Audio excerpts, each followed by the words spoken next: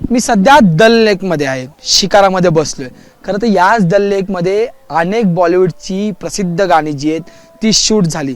काश्मीरची कली हे सुद्धा याच दल लेकने संपूर्ण देशाला आणि जगात भुरळ घातली त्या गाण्याने. या सगळ्यात काश्मीर मागच्या महिनाभरापासून थंडावले. खरं तर काश्मीर थंडच असतं, पण पर्यटकांनी थंडावले.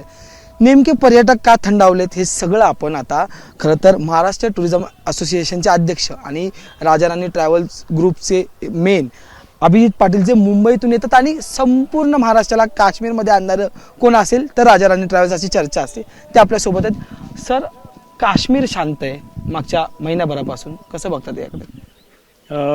22 एप्रिलची जी घटना घडली ही अतिशय दुःखद घटना आहेच, पण पहिल्यांदा टुरिस्टवरती हमला झाला. त्यामुळे साहजिकच आहे की त्या घटनेनंतर अख्खं काश्मीर थंडावलं पडणार आणि टुरिस्ट ना परत कॉन्फिडन्स देणं हे अतिशय डिफिकल्ट होणार.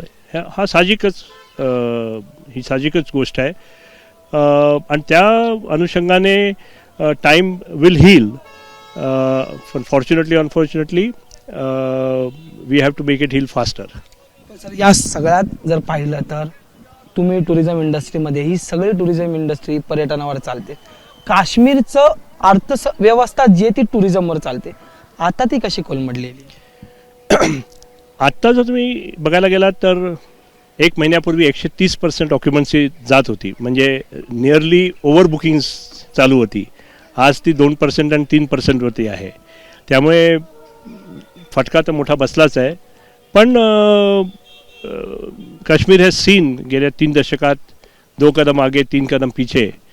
पण ह्यावेळेला एक मोठा फरक की जेव्हा 22 एप्रिलला ही घटना घडली, मी योगायोगाने श्रीनगरलाच होतो आणि स्पॉन्टेनियसली सगळी लोक रस्त्यावरती उतरली कि ये हमारी जंग नहीं है, आप टूरिस्ट पे हमला किए, टूरिस्ट हमारी जान है. आणि अँटी पाकिस्तान एक ॲनिमॉसिटी ही you could feel it in the air. I am probably the only travel agent ज्यांनी Kashmir each and every year of my life बघितला आहे. 3 दशकं मी हे टेररिझमचा पडाव बघितला आहे.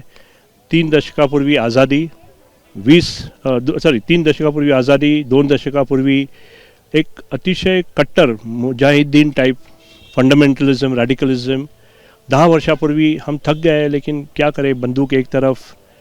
पण 22 एप्रिलला आणि 23-24ला 2-3 दिवस 5 दिवस ज्या उत्स्फूर्तीने लोक बाहेर आली, हा एक टर्निंग पॉईंट आहे. Unfortunately media did not highlight it. आणि ऑफकोर्स पायसरणमध्ये 22 शहीद, त्यांची इन्फॉर्मेशन पोचवणं ही इम्पॉर्टंट होती. पण आम्ही जे हे 3 दशकं बघितली टेररिझमची, त्याच्यात हा एक मोठा टर्निंग पॉईंट आहे की लोक बंदुकीला घाबरली नाहीत, सगळे बाहेर आले. कुठल्याही पॉलिटिकल पार्टीने ऐलान करायच्या आधीच सगळे बाहेर आले.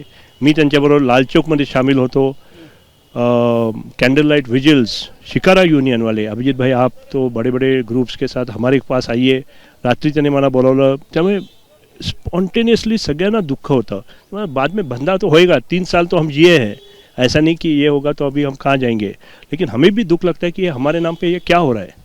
यात सगळ्यात महत्त्वाची म्हणजे की तुम्ही जसं म्हणतात की लोक रस्त्यावर स्पॉन्टेनियसली आली, पण ती काश्मीरमधली लोक होती जी या सगळ्या वातावरणात वाढलेली. काश्मीरमध्ये जे पर्यटक येतात त्यांच्या मनात अजूनही भयावह परिस्थिती या काश्मीरबाबत आहे. कारण की त्या लोकांना आता पुन्हा एकदा पर्यटनाची ओळख, पर्यटनाची भुरळ घालून देण्यासाठी आता काय नियोजन आहे? पहिलं म्हणजे हे साहजिकच आहे आणि त्याला ओव्हरकम करणं हे एक चॅलेंजच आहे. पण आम्ही आमचं एक खारीचा वाटा म्हणून CM साहेबांना मी प्रस्ताव दिला की आम्ही 12-15 महाराष्ट्र टूर ऑपरेटर असोसिएशनचे मेंबर येऊ इच्छितो. एअरस्पेस जसं उघडेल तसं लगेच आम्ही येऊ. त्या निमित्ताने जसं एअरस्पेस उघडलं आणि मला थम्सअप मिळाला, आम्ही 12-13पेक्षा आज नियरली 60 लोक आलो आहोत. ह्याच्यात महाराष्ट्र टूर ऑपरेटर्सच नाही तर गुजरात, टाय, टाफी, ADTOI, आयाटो, राजाराणीसोबत केसरी, हिना टूर्स, पूजा टूर्स, विना वर्ल्ड, आलाप Modi, Thomas cook, make my trip, is my trip, हे सगळी इंडस्ट्री आज इथे उभी आहे. हे they have come on their own, म्हणजे स्पॉन्टेनियसली. त्यामुळे एक हा पॉझिटिव्ह मेसेज गेला आहे. अँड आय एम शुअर की ह्या पॉझिटिव्ह मेसेजच्या पुढे ॲज टाईम गोज बाय 1 महिना 1.5 महिन्यात थोडंसं नॉर्मल्सी येऊ शकली पाहिजे. खरं तर तुम्ही आशा व्यक्त करतात आहे, त्यामुळे आशावादी राहूनच जे ते पुढे काश्मीरचं पर्यटन वाढवावं लागेल. खरं तर सुरक्षेच्या मुद्द्यावर आता जर स्वतः मी काश्मीरमध्ये फिरतोय तर त्या ठिकाणी वेगवेगळ्या व्यवस्था उभ्या करण्यात आलेल्या आहेत.